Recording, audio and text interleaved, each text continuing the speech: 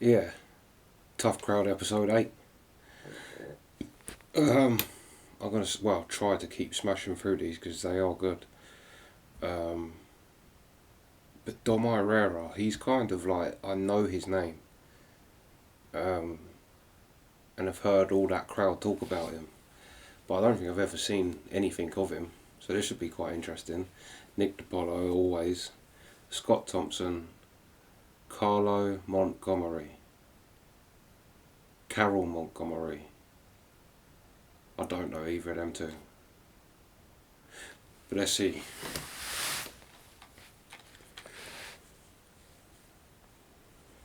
Yeah, let's go. Scott. Oh, fuck yeah, headphones. Every time.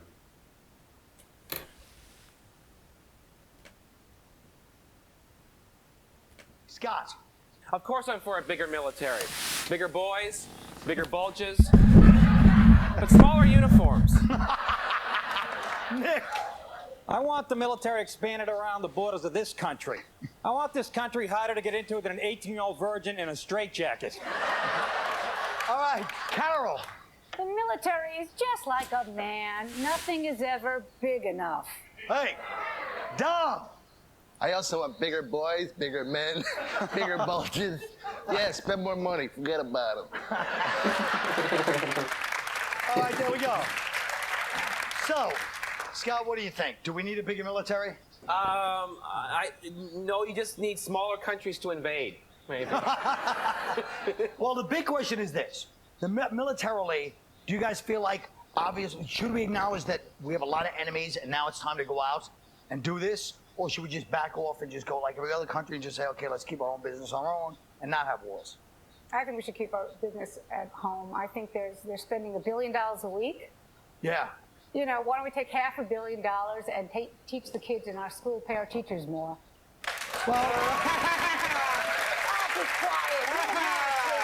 You're right. You know what? She got a point. We should teach our kids how dangerous Islam really is. Yeah. No. I think you should. No, because you know what? If you're gonna teach kids how to use guns, you might as well make sure you learn how to spell guns too. There we go. And I think you should spend money on teaching them geography so that Americans know where Iraq is. Yeah. That's true. And we should spend money to wipe out diseases, cancer, AIDS, liberalism. Well, Oh, there we go. I think we should get more strippers and whores. Hey. You know what kills me is like all the violence in this country that's wasted. We got these guys who never really wanted to be in a war, that join the reserves, poor saps over there holding a gun.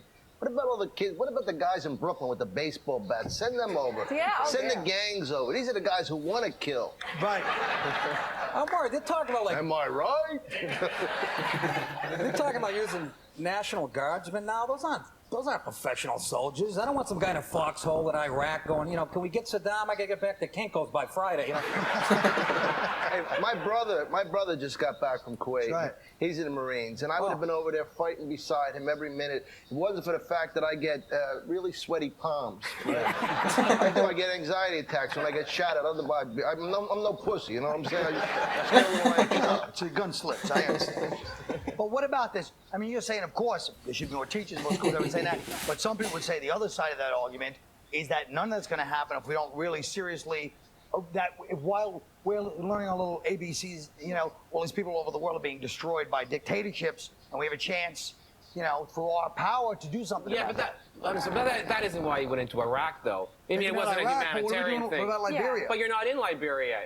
He just went over there. Hey, we sent 50 guys. What do they want? Yeah, and all they did was take pictures of him with an elephant. I mean, that's about it. So, I mean, there's... He's a Republican. I mean, if it really is about humanitarian intervention, then they would be in Liberia, and they would be in Sierra Leone, and they would be in... But we tried to go to Somalia and we got shot out. Yeah, but that was a long time ago. So what? It was still a humanitarian intervention. You can't just automatically take the there's a lot penalty. more people dead in Iraq than there were in Somalia. And there were Just a that they lot more killed. dying before we got over there than there were in Iraq. I mean, there were But what are you 5,000 saying that you're saying because saying it's we in cut- Africa they're more likely to die? What's that? I mean, because it's Somalia. Like, what about Iraq? There's more dead in Iraq than ever died in the Somalia. It doesn't matter. The point is, I know what's been happening. You've been out there with a little Hollywood crew where America gets the lack of the benefit of the doubt every time out. And it's like, well, but we did this. We still were the lesser of two evils in Iraq, Somalia, and anywhere else in the goddamn world. Whoa. I didn't know what he was talking about.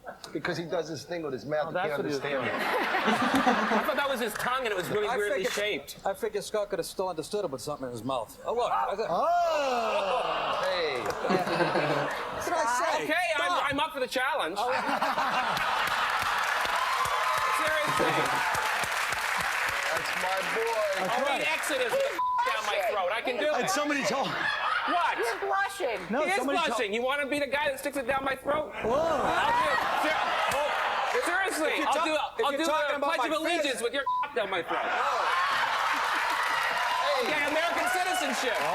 All jokes aside, not to lower ourselves for ratings, but Nick, do it. Come on. Hey, that's why I'm on the show. I think I hit a purple nerve. I'll give you one of these. That makes it easier. And let me ask you this: if you're doing that, if a guy's giving you head, seriously, This is an important issue. and you're not looking down, Right. does that make you gay? No. Looking straight ahead, like there's something coming in the distance. Right. And if he's wearing a wig, it doesn't make you gay. And that Am I right? that includes a do-rag. Thank God. Hey, Nick, that means we're not gay. There we go. What if a girl? Well, it doesn't matter. Here's the No, but story. that does matter. All right, the girl's doing it, then the last minute she pulls off. You don't know, and a guy goes on. You're gay. All right. I'm sorry. I let you down that dirty road. I don't know where the hell this went. Yes, That's a fun, spontaneous show. yes, we should spend more money on And military. yeah. Yeah. No, but I mean, the truth is, we went to Somalia with the best of intentions. There's no oil there, nothing there. We got blown out of that joint. Then we should have. Then they left. They do- People don't want that. If they want to. They wanted us there. The warlord, whatever his name was, he got everybody riled up against us over there. But then if they're against us, we shouldn't be there. They're not against us. They just thought How do they you were. know that? I mean, just thought they Propaganda. were. He's Because the I saw host. Black You know Hawk he's the Down. host. I have it on DVD.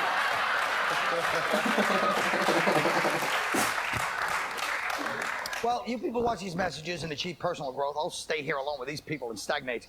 We'll be right back.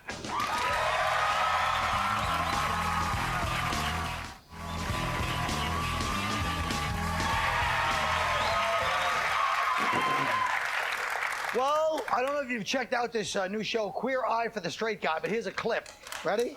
We took a slab of raw beef and we made it into, what was that designer meat? Sort of like Tasso a ham. tasso ham. Yay! Okay. Let's ask Scott, you're our representative. Oh, yes. Yes, I represent the gay community. Yes. Well, actually, I've never actually seen the show, so I can't really comment on it. But I don't think your outfit's working there. Really? What would you? I think we need a little bit of a scar. Oh, thank you. This here. What do you think? Bring out your eyes. Because you've got lovely baby blues Thank here. you, Scott. And absolutely something on top Oh, here. thank you very much. A bit of a beret. And I'm not finished, people. Oh. And because you're a married woman, a married woman bindi. Oh, thank you. They have somewhere to focus. But anyways, that's Thank you very much. So, now that works. I knew this guy was not only gay, but he was lactose intolerant. They called him the non-dairy queen. Come on. Come on. what do you guys think of a show like this? Any reactions? Yeah. I have a reaction, an allergic one. Change the channel. What don't you like about this show? Come on, don't we have enough? We got Will and Grace, we got Queer as Folk, we got Everybody Loves Semen. Enough of this stuff. Well, how about this then, since this is so scintillating. A videotape of men hunting nude women in the Nevada desert with paintball guns. Oh, you heard about this? It was started as a spoof, but now it's become an actual sport. Look at this.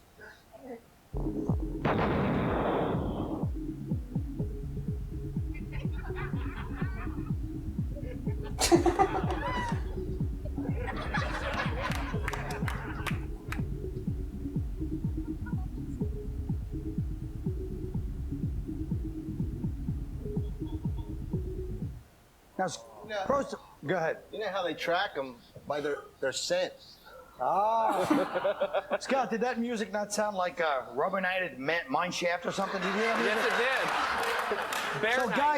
guys are paying $5,000 to $10,000 to participate. City officials are investigating the whole thing. I mean, this is the jump the shark of humanity, no? This is the cultural, a bunch of drunken Arab sheiks and Japanese businessmen living out their war hero fantasy by trying to splatter $3 worth of Earl Scheib on the titties of a 20-year-old incest survivor with a botched collagen job and an ecstasy hangover.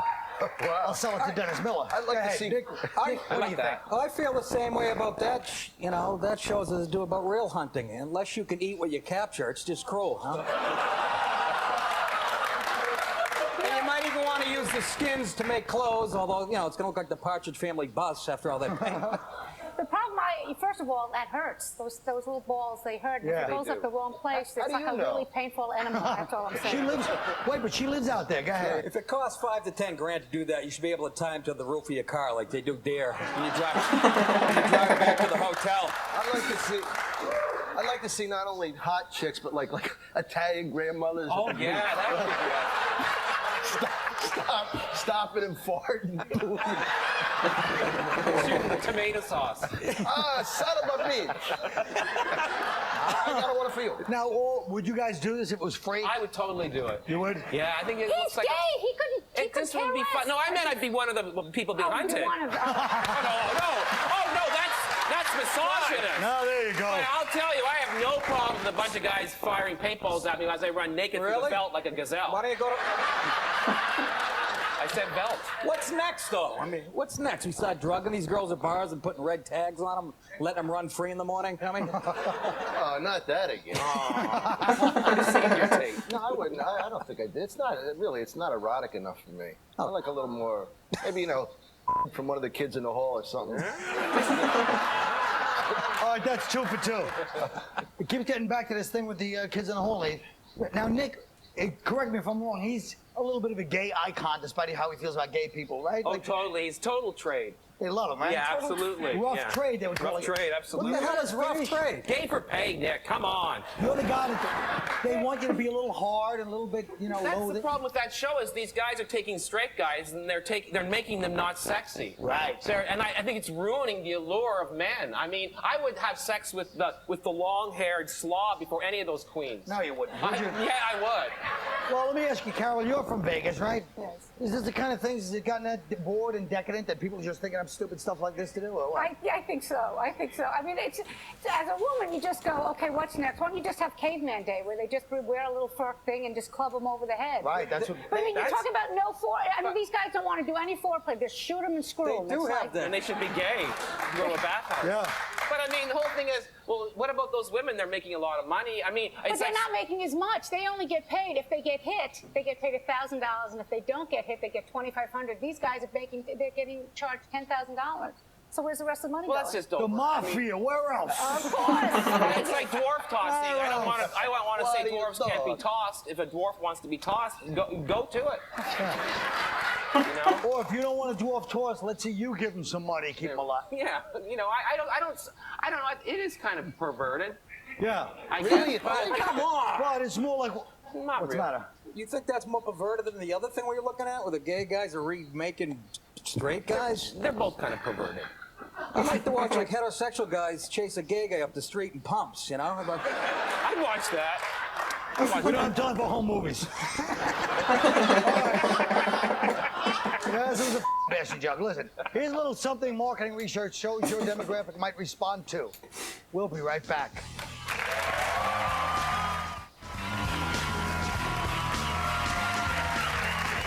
Here's how I'll liven it up. In addition to our wars in Iraq and Afghanistan, we may soon be getting in the mix over in Liberia. We are fortunate to have gotten an exclusive interview with the president of that war-cursed country, Charles Taylor. How are you, Mr. Taylor? I am blessed, Colin. I am blessed to be welcome in the United States and George Bush to help us deal with the crisis that has become Africa. War, famine, genocide. Well, but a lot of people are saying that you are the cause of much of the strife over there yourself. Wait, Colin. A lot of people say, what, Colin? I have enemies. They say things. I'm sure you have a lot of enemies, and they say a lot of things about you. Yeah, they do, but Sierra Leone wants to try you as a war criminal. Wait. You see, Colin, when you use terms such as war criminal, you make me look like a monster. It's true, Colin, when I was in Sierra Leone, I was a very bad boy. But, Colin, have you ever been to Sierra Leone? These brothers are tripping. I mean, if you come down here, I will treat you like a king. But didn't you kill the king? Wait. Woo! Who told you that mess, Colin? I need a name. Do you know what I have to deal with here? You got little kids with machetes coming after you, trying to chop you up like Emerald Lagasse with a clove of garlic. Then you got teenagers running countries. You try to deal with a bunch of 12-year-olds with power. You ever see how many personal assistants the Osborne kids go through, huh? You tried to negotiate with somebody who thinks a girl is fat because she has both of her legs. That sounds a little crazy, Mr. Taylor. Maybe, but who would you rather deal with, me or Mugabe? I may be eccentric, but I'm not crazy. Don't go down to Zimbabwe. That brother is bipolar, Colin.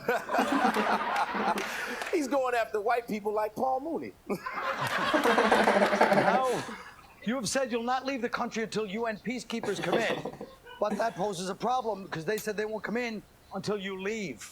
Colin, I can't leave. Have you ever had a bunch of 10-year-olds mad at you? These little bastards are walking around with machine guns. They're out quoting Tupac and Biggie and all drugged up and ready to kill. It's like your childhood stars over there in the U.S. So what do we do? This is a stalemate. Well, I don't know, but I have to go. They're having a surprise 13th birthday party for my Secretary of Defense. Thank you, Mr. Taylor. No problem. And now back to me. It's my show. We'll be right back. Folks, the fantasy industry is out of control. For thousands of dollars, you can do everything from play baseball with major leaguers, jam with the old rock stars, shoot paintball like we said before. What's your ideal fantasy game, and what's the objective, and what are the rules? Scott! Well, which camera? Here? Here? My fantasy show, it's like Queer Eye for the straight guy, but instead of making over straight men, we just try to make a straight guy. It's called Queer Eye for the Straight Bullseye. Each week, 5 gay men and 1 straight guy get together in some sexy location, like an abandoned Al-Qaeda camp. And then they have the weekend to see who can make the straight guy spew first. Each contestant is allowed 1 item to help him get the job done. One can use drugs and alcohol, another one money, one has lesbian porn, another employs blackmail, for example, a doctored photo of the guy having sex with Tyne Daly. The show ends when host Jeff Probst is given a violent spooge to test it for straight guy DNA. After all, the proof is in the pudding. Well put. All right. Don Irrera. I think I have the guy for that show. Mine is a fantasy game played by spoiled, ungrateful professional athletes who have to go through a morality obstacle course to learn how to treat women with dignity. It's called, Yo Brother, Don't Beat the Bitch. All right. Carole Montgomery. My fantasy game is called Plasterball. The object is to stop men from coming up with stupid-ass games like hunting for Bambi. The only rule is to catch a man and plaster his scrotum to his thighs. Because everyone knows you have to plaster before you paint. True enough. Nick Dipaolo. My fantasy game would be called Musical Cheerleaders. It would be musical chairs, and the contestants would be the USC cheerleading squad, females only, sorry, Scott, wearing full uniforms but no panties. One of the chairs would have a hole cut in it so I could lie under it and stick my face through the hole. But here's the twist. We keep secretly adding chairs so the game would go on for hours and hours. The game would end when they finally catch on to what I'm doing or when I sprain my tongue, whichever comes first. Good enough. These are all valid shows. These are all valid network pitches, you know. I have a hunting game like that show is where I hunt for all the people that have done me wrong in big or small ways, and they don't know that I hate them. So they think we're playing for fun. Then I switch to paintball with tainted blood balls that I've hidden in my ATV. And it's got various incurable strains with like syphilitic blood being the least harmful and HIV being the most. And then when I shoot them, they're standing there with their idiotic slack-jawed grins on their pig faces. And then I tell them what I did, and I take a picture and zero in on the eyes. I take a picture of their eyes. and they realize suddenly what's going to happen to them.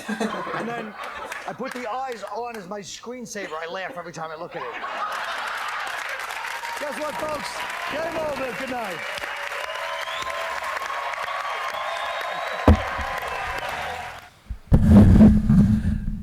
Yeah, Bill Irrera and his jokes.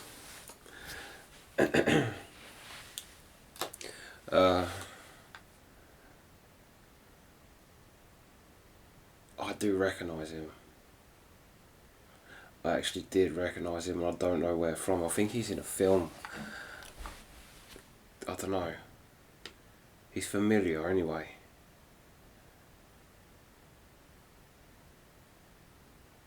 But yeah.